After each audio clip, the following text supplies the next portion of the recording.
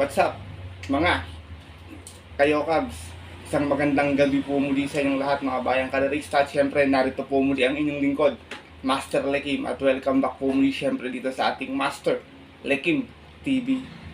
Bago ko po simulan tong ating video ngayong gabi mga bayang kalerista, make sure na dapat nakalike na po tayo at nakasubscribe. Huwag niyo pong kalimutan hit yung notification bell or bell icon sa baba nitong ating video na ito para palagi kayo maging updated sa mga susunod ko pa pong mga i-upload na video. Maraming salamat sa pagsubaybay at pagsuporta palagi bayang kalerista. At ngayong gabi mga bayang kalerista, siyempre meron po tayo muling konting silip at giya with analysis sa karera para po ngayong araw ng Huwebes. Happy Thursday Racing, February 5, 2026. Dito tayo ngayon sa PJC Padre Garcia, Batangas. At meron po sila inyandang 7 races. Magsisimula po sa ganap na alas 5:30 ng hapon. Meron po silang tribute race para po kay Jackie Elvin Abrea. Mahirap yung lineup ngayong araw ng Huwebes bayang kalerista. Baka magkaroon ng carry over. At tingin ko may posibilidad mag carry over. Sipat kayong maigi sa inyong mga diskarte at mga rota. Pero bago ko simulan yung ating video, shoutout ko lang muna yung ating bagong subscriber. Shoutout nga pala kay Sir Ryan Vargas ng OTB Espanya Blooming Tree. Sa mga bayang kalerista dyan sa OTB Espanya Blooming Tree, shoutout sa inyo. Magsitama sana kayo ngayong araw ng Huwebes. Na syempre, hindi ko na rin papatagalin agad ito. Tara, punta natin agad dyan, bayang kalerista. Matapos lamang syempre ating may intro. Kaya let's go, mga kayo Cavs.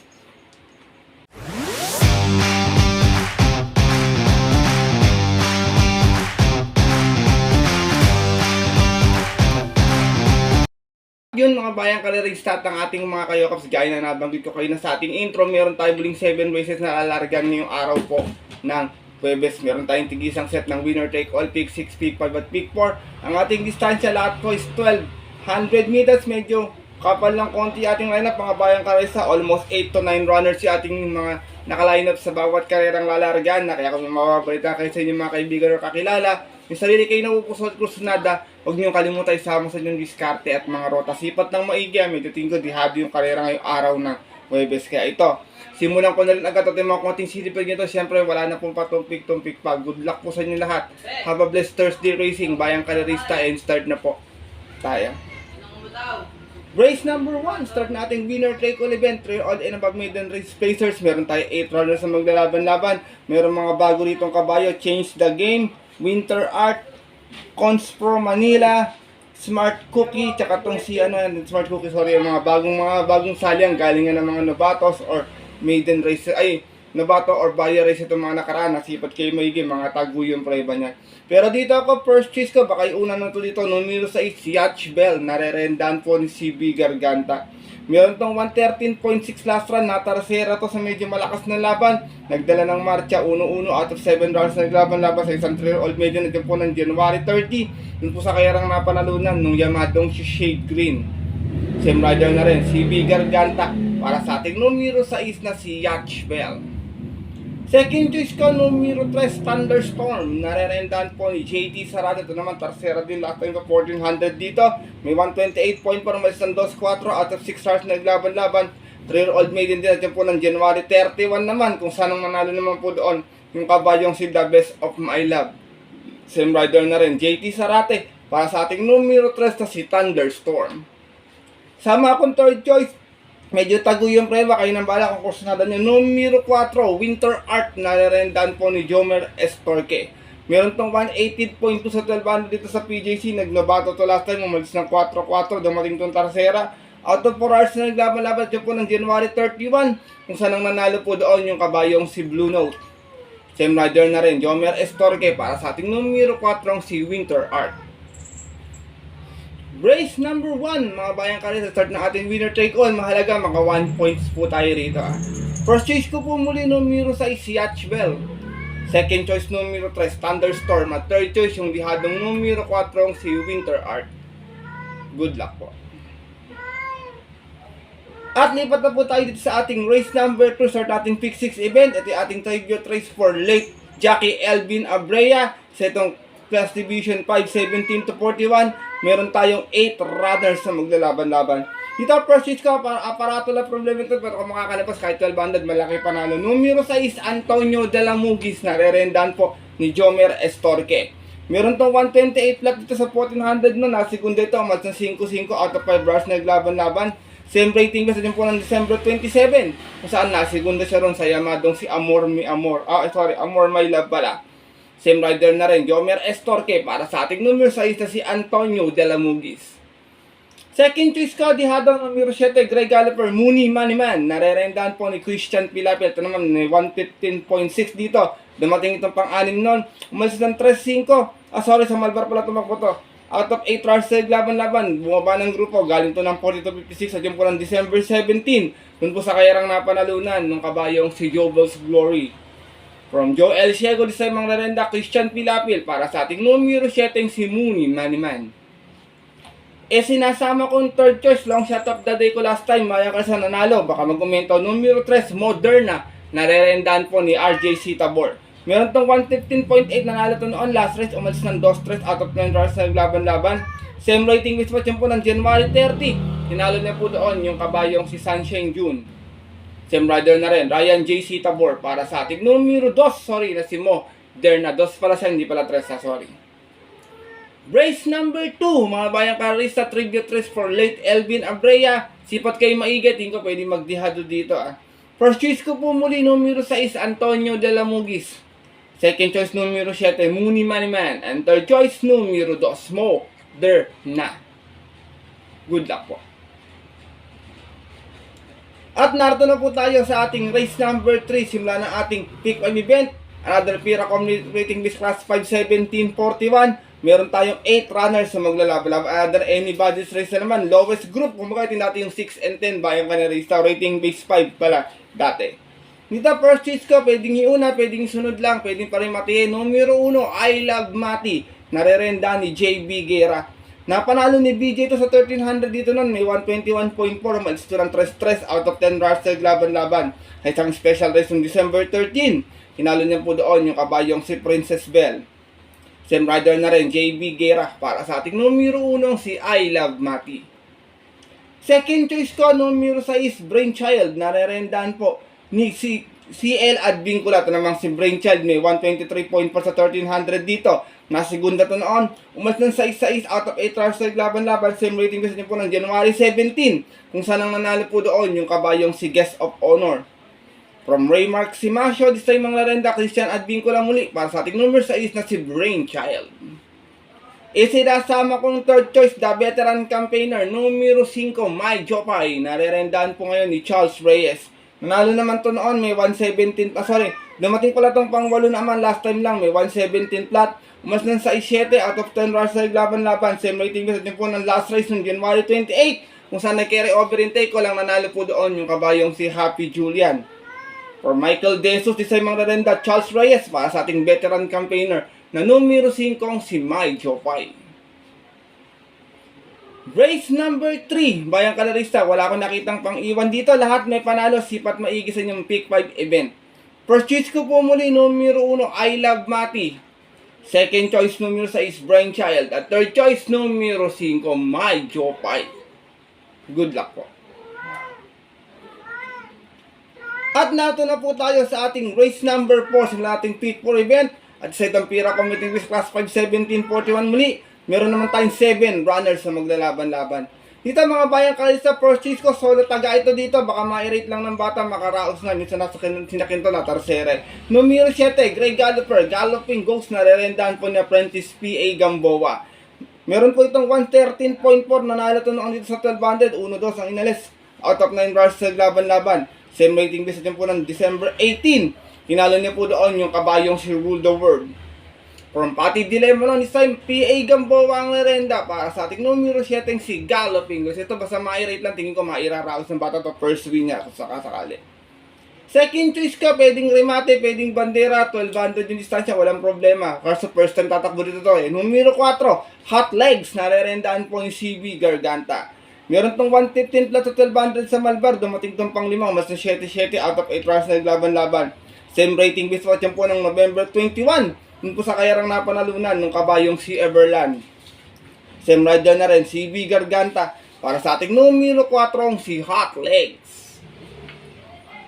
Race number 4, mga bayang kaderista. First choice ko po muli, Long Gray Galloper, numero 7, Galloping Ghost.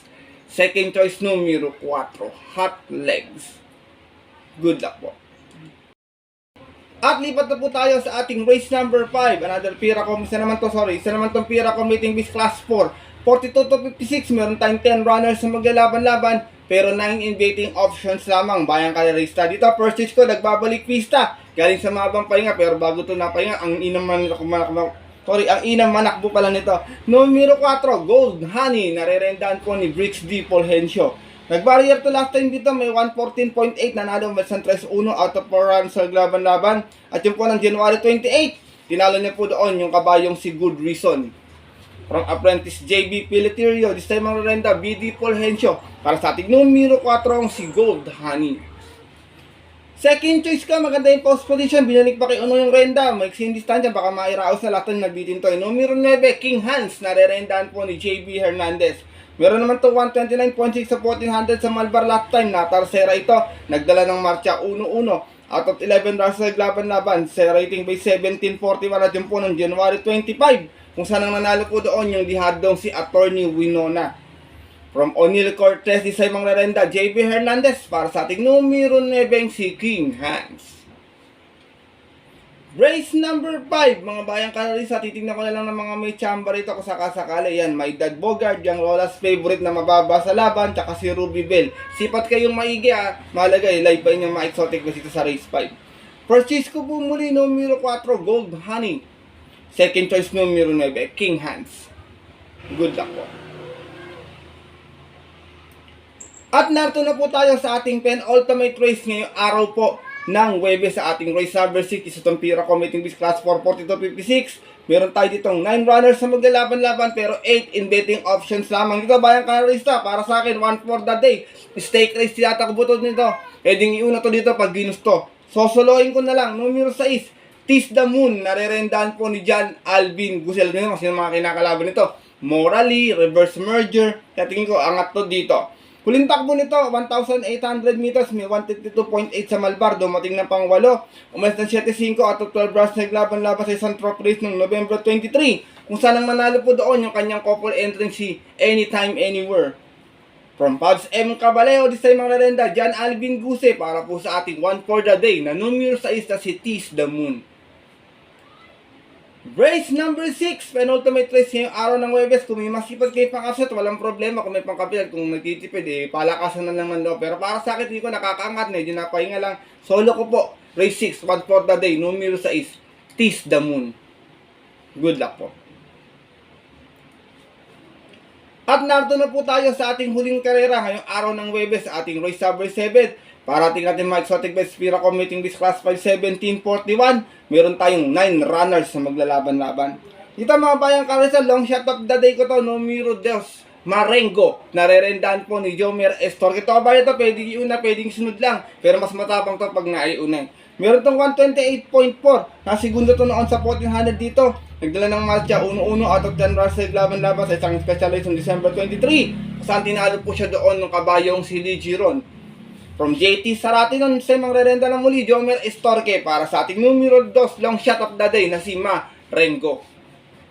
Second choice ko, nagbabalik pista, numero 6, Static, another John Alvin Guse. Ito naman si Static, nag-barrier last time, may 118.4 na segunda. Umalis ng 2-2 out of 5 rounds sa laban-laban sa isang barrier run noong January 30, kung saan tinalo po siya doon ng kabayong si Heroes Del 96. From Pubs M. Caballero, di sa mga rerenda, Alvin Guse. Para sa ating numero 6 na si Static. Isinasama kong third choice, numero 9, La Republica. Narerendahan po ni Pubs M. Caballero. Ito naman, may 116.4 sa Malbar last time. Dumating ng pang 5. Umalis ng 8-8 out of 8 runs sa laban-laban. Same rating visit po ng January 23. Doon po sa kayarang napanalunan nung kabayong si Barek na. Same rider na rin, PM Caballero. Para sa ating numero 9, si La Republica. Last and final race, mga bayang kadarista, sipat ng maigis sa inyo mga paratingan. Kung may kursunada, dagdag. Kung wala, pili na lang ng kursunada at napupuson. Makibalita na rin kayo para mas matibay yung diskarte trota. First choice ko po muli lang, shot of the day, numero 2, Marengo. Second choice, numero 6, Static. At third choice, yung numero 9, si La Republica. Good luck po.